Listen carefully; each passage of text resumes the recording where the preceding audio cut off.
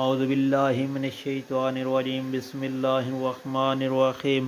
السلام علیکم پیارے بہن بھائیوں، گولڈن لائنز میں آپ کو خوش آمدید کہتا ہوں۔ اللہ پاک سے دعا ہے آپ کو عافیت کے سائے میں رکھے۔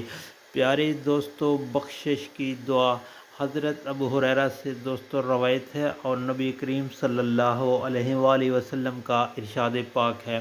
حضرت ابو ہریرہ رضی اللہ تعالی عنہ سے روایت ہے کہ نبی کریم صلی اللہ علیہ وآلہ وسلم نے ارشاد پاک فرمایا کہ جب کوئی شخص کہتا ہے بسم اللہ الرحمن الرحیم، سبحان اللہ والحمد للہ ولا الہ الا اللہ واللہ اکبر ولا حول ولا قوت الا باللہ العلی العظیم، پیارے دوستو یہ کلمات آپ نے دن میں کم از کم ایک بار لازمی پڑھ لیں تو اللہ تعالیٰ فرماتا ہے میرا بندہ میرا متی اور میرا فرما بردار ہو گیا، اسے بخش دیا گیا، یہ اس کا ترجمہ ہے۔